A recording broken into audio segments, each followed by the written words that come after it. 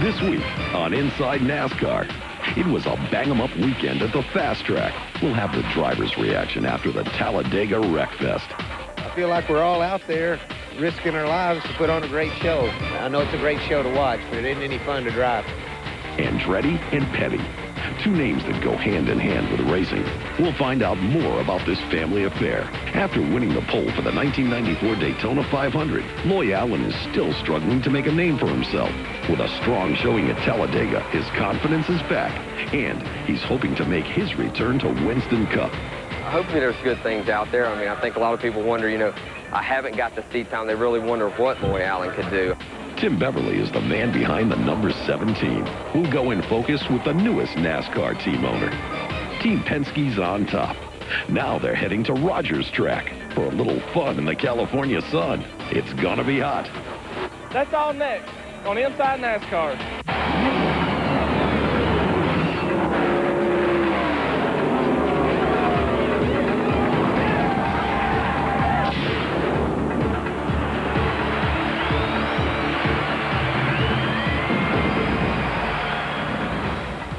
Good morning, everybody, and welcome to Inside NASCAR. We hope your Sunday morning is going well. We are about 5.5 hours away from the start of the second California 500. Jeff Gordon starts this year's version the same way he ended the inaugural running, at the head of the field. Of course, the race is the headliner out in Fontana, but there's been plenty of other things going on in the garage area all week long. And the Inside NASCAR crew is there to tell you all about it. Let's go out there now and join Ned Jarrett, Stephanie Boyd-Durner, and Tyler Potter. Well, thanks, Phil, and good morning, everyone. What a beautiful day it is here in Southern California, and I'm joined here at the beautiful California Speedway by Stephanie Boyd-Durner and Tyler Potter. Everything is getting ready for the California 500 presented by Napa a little bit later on today. Jeff Gordon, of course, the defending champion of this race.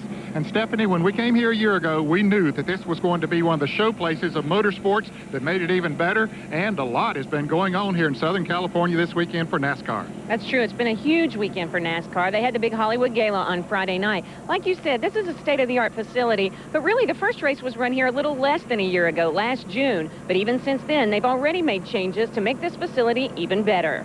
Well, first of all, we've added 23% more seats, so we've gone up to 86,500 in the grandstands. We've improved a lot of different things from the NASCAR Winston Cup race, from walkover bridges to refinements in the infield. Again, Jeff Gordon won the inaugural California 500, and on Thursday he became the first driver inducted into the track's new Motor Walk of Fame. It will honor all 500-mile race winners, as well as others who have contributed to the sport, and Gordon is now the first to cement his place in history. This is a real honor for me to be kind of the inaugural winner of the California 500 and also the inaugural inductee here in the Walk of Fame at the California Speedway. So we're excited. We're excited to be back here in Southern California again at this awesome facility that Penske has built. And, I think we're going to see just as good of a race and as much excitement or even more this time around. Gordon was also among the NASCAR personalities honored at a big Hollywood Gala Friday night. Called NASCAR's Night in Hollywood, a golden celebration, the 50th anniversary party was a typical Tinseltown affair, complete with celebrities from the world of entertainment. Actor James Woods hosted the event. We'll have a full recap on next week's show. As for what's happening at the track, Dale Earnhardt is still smarting from the burns he received in that big wreck at Talladega last weekend. Remember, fire burned his face, neck, and back and singed his eyebrows and mustache. But the Goodwrench driver showed up at the track on Friday wearing a shirt with flames all over it, proving he's got a sense of humor about the whole thing. Dale, can you give us an update on how you're feeling?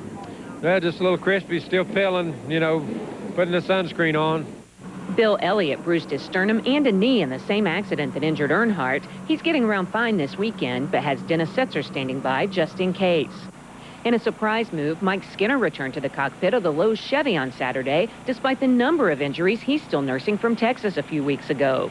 BGN regular Mike Dillon was supposed to drive the car all weekend, but after being way off in first-round qualifying, Skinner stepped in to get the car in the show. If some of the good cars didn't run good today, we were in provisional trouble. So we felt like it was best interest of the team to put me in the car and try to cut them a lap. Dillon is scheduled to take over for Skinner during the first caution of today's race. He ran the Winston West race on Saturday as a warm-up. Meanwhile, Todd Bodine had a close call after hitting the wall hard in practice here on Friday. Tests showed nothing majorly wrong, but Bodine is big-time sore. So Wally Dallenbach qualified the Tabasco car's second round and will fill in for Bodine today. Dallenbach was available after being released from Sabco Racing early this past week. It looks like his next stop will be in the Budweiser Chevy, replacing Randy LaJoie as substitute driver for Ricky Craven when LaJoie has to return to the Busch Series full-time. With Dallenbach gone, Morgan Shepherd takes over as interim driver in the number 46 First Union Chevy. Shepherd has been without a full-time ride all season, but has subbed for both Skinner and Dallenbach, which led to him getting the ride. Gary Grossenbacher, the crew chief on this car, is the one I really hit it off good with, and the communication was just so good. And that's the key to any team, is everybody communicating. And I'm just thrilled to be associated with this First Union car. Right now, it's not known how long Shepherd will stay in the 46. Veteran road racer Tommy Kendall will be in the seat for the road course races at Sears Point and Watkins Glen. Well, Dallenbach isn't the only driver who lost his ride this week. Jeff Green is here at California, even though his Diamond Ridge Motorsports team isn't. After struggling throughout the '98 season, owner Gary Bechtel announced on Tuesday that the team was shutting down its full-time Winston Cup operation, although it will continue to field as 2 Busch teams and a limited Cup schedule for Elliott Sadler. Green is still under contract, but is free to search for another ride. You know, I'm going to be patient. If I have to set out a month, I'm going to be patient and get the right thing for me and my family and try to get a successful team. I feel like I can do the job as good as any of them out here in the right situation, and that's what I'm looking for. A couple of other notes. Kevin LePage has a one-race sponsorship deal with Fluidine Automotive Products for this race.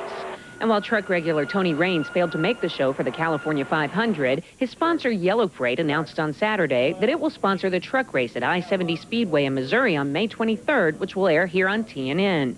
And also, Rusty Wallace was honored here as the True Value First Quarter Leader for Driver of the Year. And speaking of awards, we got to congratulate Ned. You received the NASCAR Pioneer Award at that big Hollywood Gala on Friday night. Hey, that was a great evening for NASCAR, and we're so happy to be a part of it. The sport of auto racing, NASCAR racing in particular, has been very good to the Jarrett family, and we're very appreciative of the award and the opportunity to stay involved in the sport. Well, Phil, back to you now. We'll come back with Tyler Potter and a look at qualifying in a moment. And I'll pass along my congratulations to you as well, Ned, a much-deserved recognition.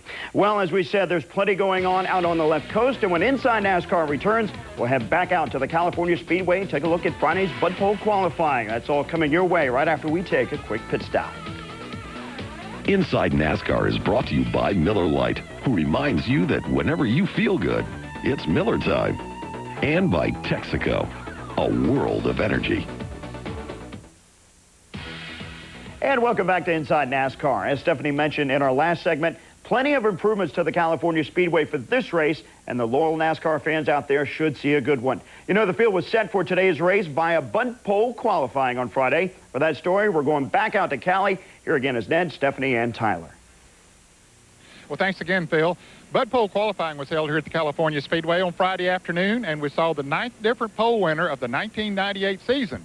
Now, the record that they were shooting for in qualifying was held by Greg Sachs, and he set that record last year in second-round qualifying. Of course, he wasn't on the pole. No, he wasn't, Ned. That was Joe Nemechek. Now, this year, Joe Nemechek is going off in the 6th position. As for this year's race, Jeff Gordon is on the pole, but his winning speed is some 2 miles an hour slower than that of Nemechek last year. 46 cars went out in first day qualifying for the California 500 presented by Napa. Gordon drew the 4th position, and the defending champ blistered the 2-mile D-shaped oval in 39.61 seconds, or 181.772 miles per hour. Jeremy Mayfield made a strong run at Gordon 7 cars later, but Mayfield's time fell just 2/10 shy at 39.854 seconds. We told you about Nemechek. He may not be on the front row, but his 6th place start is the best for him since Texas 1 month ago. One driver later, Dale Jarrett took to the track in his Quality Care Ford credit machine. Jarrett, who was battling a touch of the flu, lost control between turns 3 and 4, hitting the wall with his right rear corner. He was okay, as was Brett Bodine, who crashed in the exact same spot. Both drivers were forced to backup cars. You know, I think I just made an error. I think Dale and I both did. We just probably got in there a little deep. You know, a lot of grip had gone away since our last practice, and evidently we just got down in the corner a little too deep. The car stuck real well in 1 and 2, but our corner speed was down a little bit from our corner speeds in practice. And, you know, this racetrack really goes through big changes during the day. practiced early in the morning, then qualified mid-afternoon, and obviously the track got slicker, and because the speeds were down, and you know, Dale and I both wrecked. Points later, Rusty Wallace brought his Miller Lite Ford home in the 4th position. This compared to a 16th starting spot last year. Roush teammates Mark Martin and Johnny Benson were 3rd and 5th, respectively. Last week's winner, Bobby Labonte, will start 7th. Jeff Bodine was fastest of the 2nd-round qualifiers. Provisionals went to Michael Waltrip, Brett Bodine, Randy LaJoy, Chad Little, Steve Grissom, Wally Dallenbach in the 35 car, and Dale Earnhardt, who took the past champions provisional. Those not making the show were Dave Marcus, Rich Bickle, Tony Raines, and Hutch Strickland, who chose not to stand on his time despite being 26th fastest Friday in round 1. For Gordon, it's his first pole of 98. Afterwards, Fontana Mayor David Eshelman proclaimed May 1st, 1998, Jeff Gordon Day in the city of Fontana.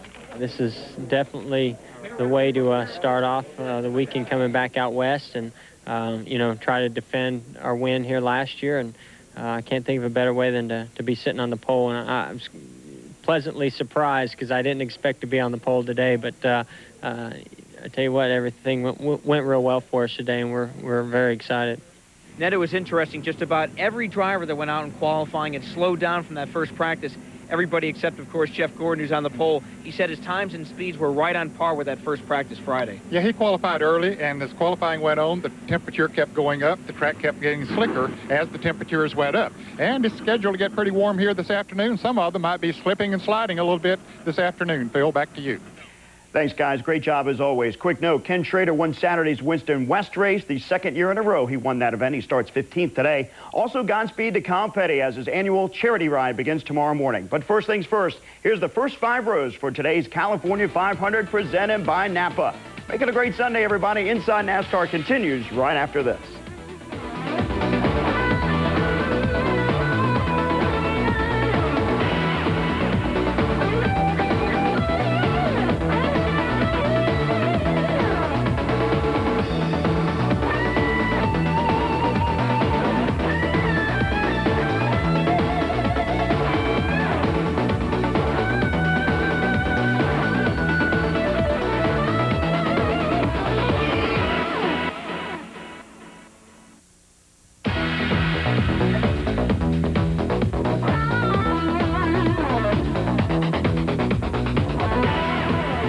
Back to the feature portion of Inside NASCAR. I'm Ned Jarrett along with Phil Wers. And Phil, we got a lot of action for the fans in the rest of this 1 hour. Absolutely. We'll hear from Tim Beverly, the new owner of the 17 car. Find out what's going on with Loy Allen, see what he's up to. Also, some reaction from the big wreck at Talladega. Well, let's get right into it and go inside line around the California Speedway with last year's pole sitter Joe Nemechek and Jeff Burton. Yeah, well, sat on the pole out of Fontana, California. It was a really neat experience being the inaugural race. That track is really unique. It's similar to Michigan. The great thing about Fontana is it's very, very smooth. But there's so much grip in the asphalt. When we first went to Fontana, you had to run right on the bottom. When we left Fontana, it seemed like you had a choice. You can be from the bottom to the top. The track is really wide. It really doesn't matter where you're at. Stay way out, try and arc the thing in the corner. You turn in the car, but you feel like you can just keep going, but you tend to drive in the corner too deep, and it makes the car do the wrong thing in the middle of the corner. Tricky spot getting off turn 2. So you got to let the car have its way a little bit and get out toward the wall. Back straightaway is really long, super smooth. You know, some racetracks you come out of turn 2 and you're right into turn 3. California's not like that a bit.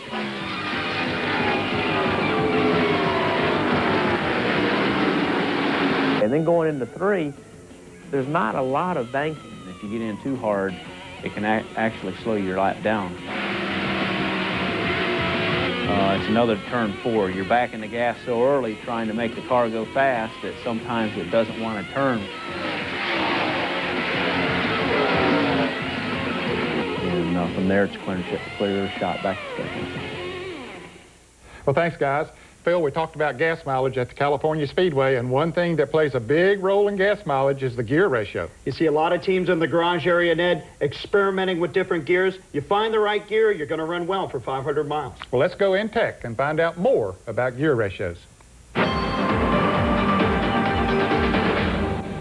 Hi, my name's Tony Santanicola. I'm with the number 98 Thornapple Valley Ford Taurus. Today we're going to talk a little bit about gear ratios. You might hear this weekend during the race different teams talking about different ratios.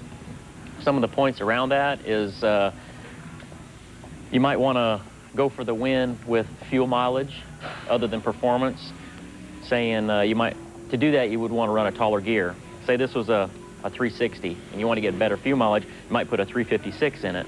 Engine turns less RPMs, therefore gets better fuel mileage. Or you want to have a little bit more off the corner from a 360, you might put a 375 in it. You're going to get a little bit less fuel mileage, but more power off the corner. It's all what each team's objective is of how they're going to win the race. Another thing about the gear ratios is say you didn't have a 375 and you want to try it. You could always go to your fellow teammate and borrow his, because all these pumpkins are all the same in every car on a Winston Cup track. Even the Chevrolets and the Fords, they all use Ford 9-inch.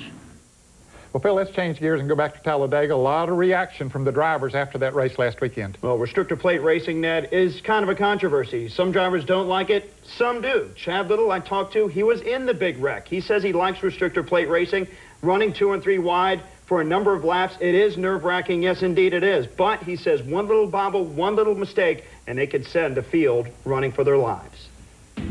All hell broke loose. I mean, you're just Talladega Daytona racing. This always happens. Well, I'd have to say ditto, you know. You have restrictor plate racing. This is usually the rule. You're going to have a wreck like this. Well, you get here, you know there's going to be a wreck. You know it's going to be a big one. For 134 laps, the Die Hard 500 ran without a hitch. It almost seemed like a repeat of the '97 spring race at Talladega, where the entire event ran without a single caution. For all of us, restrictor plate racing is incredible to watch. Cars packed so tightly together, it almost seems effortless. But as any driver will tell you, this type of driving demands the utmost concentration. It also demands patience and give and take among the competitors. I feel like we're all out there risking our lives to put on a great show. I know it's a great show to watch, but it isn't any fun to drive. In contrast to the '97 spring race, last fall at Talladega saw what can happen when something goes wrong in a restrictor plate race. Midway through that event, Jeff Gordon cut a tire and hit the wall, leading to a 23-car pileup on the back stretch. That race still produced a great finish, as Terry Labonte won his only race of 1997. Ironically, the first caution of this year's Die Hard 500 came out for debris on the track on lap 108. That helped to rebunch the field, and 33 laps later, after a second caution flag had waved, some drivers feared the worst. Couldn't help it. Knew they were going to wreck sometime or another. I told them on the radio, man, now that they've had a caution, there'll be wrecks, and there was. It didn't take much. On lap 141, near the head of a massive freight train of cars, Ward Burton got a little loose, but that's all it took to start a chain reaction, sending no less than 19 cars spinning. I was about 4 cars behind the 22 car, and I saw them fighting for position, and then I saw the 2 of them kind of streaking to the right, and that's all you can really say. I was just behind Mark Martin, and Rusty was behind me, pushing me. And all of a sudden, I saw a little bit of white smoke, and then something hit me in the windshield, and I got on the brakes hard. The guy behind me hit me. And then I got into somebody else. Couldn't see a whole lot. I don't know, we were about 16th or so in line when it happened, and just cars took off sliding into parts in the smoke, and trying to dodge 16, 18, 21 cars is kind of hard to miss them. And when I got, I'm not sure exactly what I hit or hit me, but I lost my steering right away and didn't have any steering after that, and just tried to get a place to stop. This is a good racetrack and fun racing for the fans, but nerve-wracking for the drivers. It's just tough on you to sit there and bounce around all day and be 2 and 3 wide a lot of the time. And then you see something happen, you just hope that everybody's okay. Bill Elliott and Dale Earnhardt received the worst of the big wreck, Elliott suffering a bruised sternum. Earnhardt, meanwhile, received second-degree burns to his face and neck. NASCAR developed the restrictor plate almost 10 years ago in an effort to slow what was then a marked increase in speeds at Talladega and Daytona. Bobby Allison's horrible crash at Talladega in '88 led to smaller carburetors, then the restrictor plates we still see today. To their credit, NASCAR has achieved its objective to slow the cars down, but at the same time, drivers feel it has increased chances for disaster. I mean, I don't mind restrictor plate racing. I think it's kind of fun out there running so close together for a long time, but, you know, the byproduct is when there's a wreck, it takes out a lot of cars. I'm just glad it sounds like everybody's okay. After seeing the carnage from the Die Hard 500, it's easy to criticize this type of racing. We asked Dale Jarrett, what's the alternative? You know, I don't have a better answer, so I can't say that they need to make a change, but sure does put us in some precarious positions. And, you know, it's a lot to ask of 43 drivers to have the kind of patience you have to have for that long a time. But, you know, we almost got through with it, but just didn't quite get there without the big wrecks. So, you know, again, I don't have a better answer, and NASCAR, I know, is doing all that they can. And Ned, in that big wreck, Ward Burton did admit his left side tires did get on the apron. He got a little loose and into Dale Earnhardt. Kind of refreshing to see, though, a driver admitting he made a mistake. It's a class act, especially something that big. We'll be back with more on the Inside NASCAR right after this, right here on TNN. Coming up, two famous families talk about their racing history and carrying on the family name. Loy Allen is making a comeback. We'll have his story and go in focus with Tim Beverly, the new owner of the number 17.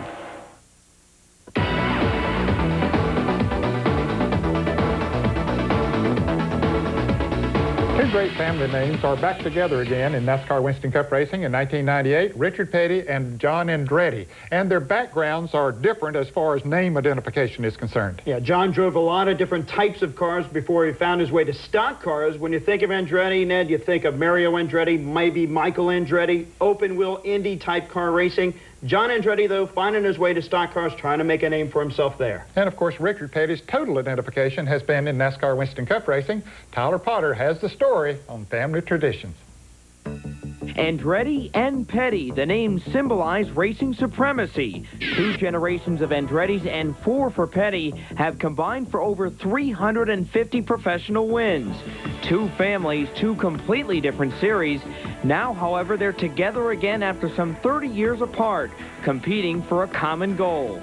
Relationships spanning back from the 60s, you know, when my uncle came down and ran, and then really they both went separate paths, the Pettys and the Andrettis, and so it's kind of like almost a reuniting, but in racing, everybody is such a big part. You talk about the family, and it's so much like a family that, you know, you never feel like you know, that you have to rebuild a relationship. It's just like walking back into one that's always existed. Well, really, we got a lot of different background. Like you say, they were strictly on the Indy side of the show with the Andrettis, and the Pettys was always in the stock car deal. And, you know, Mario, who had come down and run a few stock car races and stuff, but, you know, none of the rest of Michael and none of the rest of them ventured into that. And none of the Pettys ever ventured into the Indy car stuff. We were just so busy with stock cars. So, you know, it's kind of funny deal that, you know, they were about as good as there was in the Indy cars, and the Pettys was about as good as come along in the stock car stuff. So hopefully we get something really good out of the whole thing. The Andrettis did make their fame and fortune in the open wheels. Michael is the all-time Kart Series leader in wins with 38. Mario is second all-time in IndyCar victories with 52. He's second, by the way, to A.J. Foyt, who coincidentally is John's godfather. John's won in every series he's been in, midgets, sprint cars, Indy cars, you name it. So it was a shock when he left his successful open-wheel career for NASCAR. Ironically, Mario won the Daytona 500 before he won the Indy 500. I don't think that was the plan, but, you know, it happened that way. Maybe that'll happen the same way for me, but when I was racing open wheel cars, I mean, I never even thought about stock cars. And then in '93, I wanted to just take a step back from what I'd been doing. I wanted to reevaluate and kind of do a lot of different kinds of racing and just have fun at it. And I did, and my wife was really supportive, and you know, Nancy's been great through the whole thing. And I don't think a lot of people understood why I decided to go to stock cars, and I think I finally convinced my dad what's good. Once he came in and saw the environment, saw how the organization and the way he was treated. I was kind of surprised when he decided to go Winston Cup from open wheels. And that took me by surprise because I never knew much about Winston Cup, which is the only way to go anymore. I mean, that's the premier, in my opinion. So I'm glad to see him where he's at. When he comes to a NASCAR race, the fans know who he is. They don't call him Mario, they call him Aldo, you know, and it's impressive about how knowledgeable the fans are here. So I think it's all those things just kept growing, and to me, you know, I just like driving race cars, and NASCAR is a great place to be. Aldo, a racer in his own day, is there every weekend supporting John, something he's done the past 25 years. On race day, he's a fixture in the 43 pit, only strengthening the friendship between he and the King. I've probably got a better relationship with him than I do John, because you know, we're in the pits together and we hang around a little bit together. You know, he just really has a good time. He's got all the confidence in the world in John, and he just likes to come and be around the racing situation and check everything out that's going on. And I think that with the petty crowd, I think he fits in better with them than some of the other people that John's been with. So he's really starting to feel one of the family now. You know, we couldn't let him go without asking him which family was better, Andretti or Petty. Well, alphabetically it's in front, so you'd have to go with that. Well, that doesn't mean a whole lot. A lot of us have brought up the rear and been able to get to the front, so that's John's deal. And I'll tell you, if John goes ahead and starts winning a bunch of races, then I might change my mind a little bit. Well, thanks, Tyler. Phil Loy Allen is a driver who has had ups and downs in his career, now trying to make his way back into NASCAR Winston Cup racing. And he's trying to do it, Ned, via the NASCAR Busch Series. He's driving the ride vacated recently by Hank Parker Jr. I caught up with Loy after his very successful run in last Saturday's Touchstone Energy 300. Loy, it's been a while. We haven't seen you. You ran in the Touchstone Energy 300. You finished 7th. You had to be pretty happy with that. Oh, we were. I mean, you know, going into the race, the whole team and I, we had a goal over top 10. And I think there toward the end, you know, when you get there and you're running 7th, you think, well, maybe we can get a top 5. We weren't quite close enough to the draft to be able to kind of mix it up with those guys at the end. But, you know, I'm really excited. I'm really excited that Don Brawler and the, you know, Rodney called me, the crew chief, to drive the car. And, you know, really excited that Church's Chicken came on at the last minute, too. They were really happy about it. We see you back in the car this past weekend. I think some Loy Allen fans might be wondering, where have you been? What have you been doing with yourself? Basically just, you know, of course, you know, with some injuries I had a year or two ago, trying to work out as much as I can. And, you know, made a lot of improvements. You know, I feel better now than I've ever felt, probably in better condition than any time in my life. Doing that, and of course, doing a lot of testing with a lot of teams. Robert Yates' team, I did some testing with them, and, you know, several other teams. I did the testing over the winter at Talladega, Daytona, places like that. And, you know, just looking forward to racing these races, and, you know, looking forward to going to Charlotte with this new team. And, you know, I'm real proud of these guys. They had a really good run yesterday.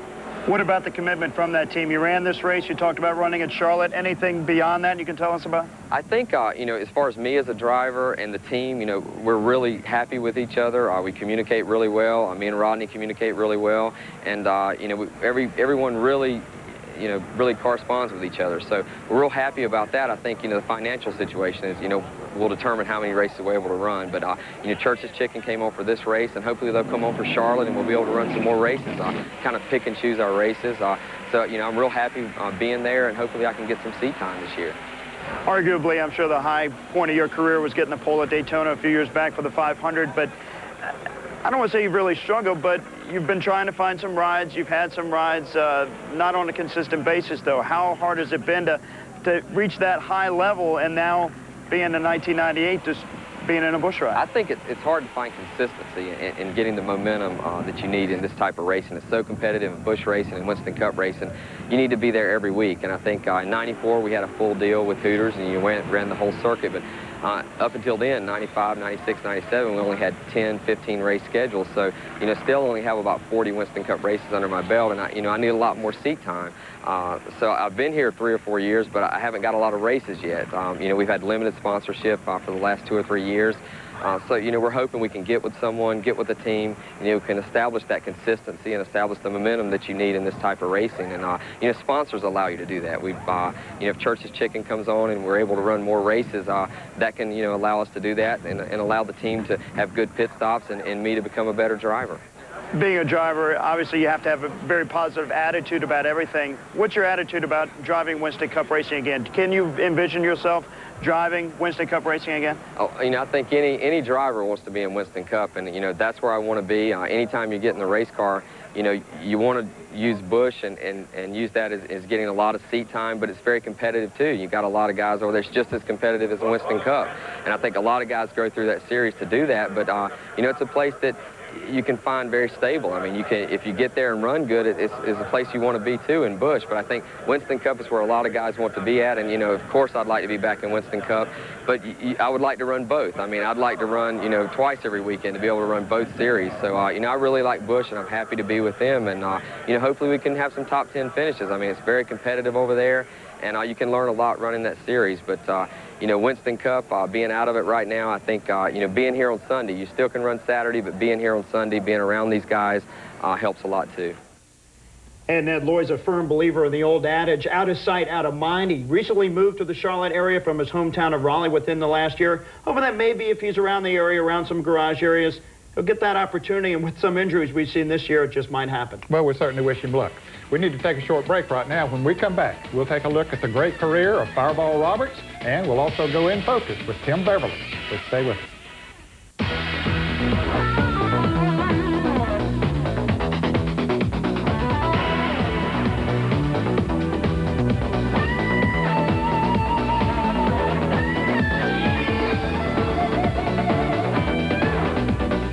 Glenn Fireball Roberts was one of the early day superstars of NASCAR Winston Cup racing. In my opinion, maybe he was the first superstar. He gave it 100% every time he was on the racetrack. He loved the high-speed racetracks, but he was competitive on any type of a track.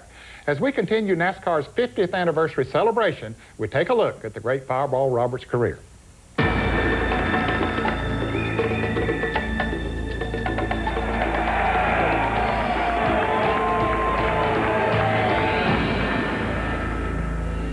Ed Glenn Roberts, known as Fireball for his baseball pitching ability, won 33 NASCAR Grand National events before his career was cut short on July 2nd, 1964, after a fiery crash in the World 600 on May the 24th.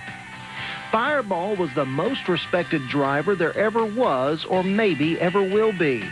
That was a quote from Ned shortly after Roberts' death. Nearly a year earlier, it was a different story as the Daytona Beach, Florida native started the 14th annual Southern 500 at Darlington on September 2nd, 1963, driving the Lavender Holman and Moody Ford. He started the day 10th and battled toward the front. Fred Lorenzen started on the pole with Junior Johnson alongside. Lorenzen led early before giving the top spot up to Johnson. Ed Livingston went for a long slide, but no caution was needed. Turning laps of 37 seconds, Fireball was on a charge and moved into the third spot, running a little over 133 miles per hour. Ned slapped the guardrail and headed to the pits. Again, no caution was needed. Then on lap 332, Roberts took the top spot and never gave it up as he went on for his 32nd career victory. Marvin Patch and Fred Lorenzen finished second and third in a race that ran caution-free. Fireball Roberts took his 33rd and final victory on the 3-mile Augusta International Speedway road course November 17, 1963. As Ned said, Fireball was one of the most respected drivers there ever was, or maybe ever will be. Phil, there's no doubt in my mind if Fireball Roberts were racing today that he could run right there with the best of them. Ned, it's great to see these historical pieces. We can all learn something from it. You mentioned that Fireball was a superstar. would you say maybe the Jeff Gordon or Dale Earnhardt of his era? Yeah, he was very popular with the fans and certainly very respected by the competitors. We'll take a break right now. When we come back, we'll go in focus with Tim Beverly, who's the new owner of the number 17 NASCAR Winston Cup team. I'm Terry Labonte, driver of the Kellogg Chevrolet. Congratulations, NASCAR, on your 50th anniversary.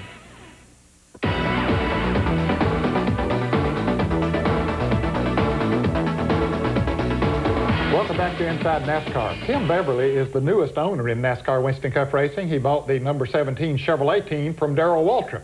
He's an aircraft dealer from the state of Texas, and Phil, I'm sure a lot of fans don't know that much about him. That's right, but the racing fans want to know the answer to one question, and that is, will Darrell Waltrip still drive the 17 car when he gets done subbing for Steve Park? Well, let's find out and go in focus with Tim Beverly.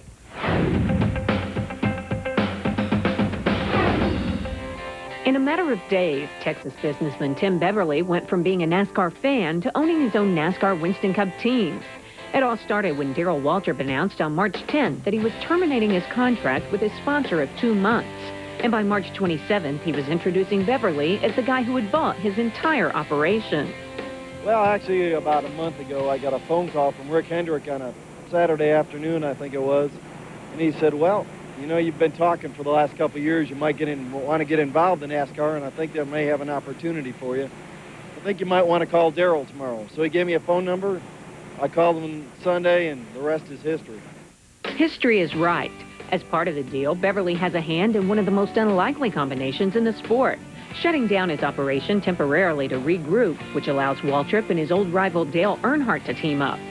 Waltrip, of course, is filling in for the injured Steve Park at Dale Earnhardt Inc., and by the time Park returns to the Pennzoil ride in late July, Beverly says everything should be in place for Waltrip and the 17 to return full-time. Really what we're doing, we're going in, we're looking at the team, we're looking at our cars. Right now we're building some cars, we're building some new motors, we're adding some things to our motor program. We're trying to lighten up our cars, we're trying to hire some engineers to come in to help us figure out ways to make the car that much better. So that's our big purpose, is just a way to make it better. And if you were running every week, you just can't do that. Since Waltrip started filling in for Park, rumors have been circulating as to whether he would actually return to the 17 car or whether Beverly would try to find another driver to replace him. Rich Bickle's name has been part of that rumor mill, but team officials say they want him to drive the team's Craftsman truck. And at least for now, it looks like Waltrip is staying put. No, we're not looking at anybody else. I mean, I'm talking to Darrell 2-3 times a week about what we need to do when we come back. He's trying to give us suggestions, help. So no, we're not looking at anybody else at all right now. I think Bill France probably put that a little bit too.